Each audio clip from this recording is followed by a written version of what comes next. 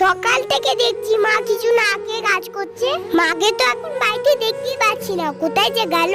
দেখি তো মা কোথায়। খুব রৌদ্র পড়েছে, এত গরমে কেমন করে কাজ করব আমি? তাড়াতাড়ি বাড়ি যাই, তৃষা একা আছে। মা কি হয়েছে তোমার? তোমাকে দেখে মনে হচ্ছে তুমি অসুস্থ। আমার খুব মাথা ঘুরছে, শরীরটাও খারাপ করছে, গরম পড়েছে না তাই এমন মা হচ্ছে। তোমাকে এখানে দাঁড়িয়ে থাকতে হবে না, চলো ছায়ায় বসবে।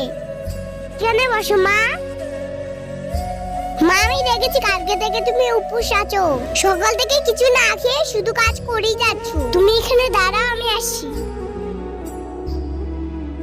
মা তোমার জন্য বিস্কুট এনেছি, খেয়ে নাও।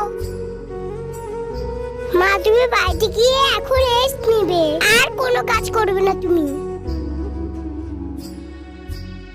দাদা মা তুমি বালতি নাও, আমি এটা নেই।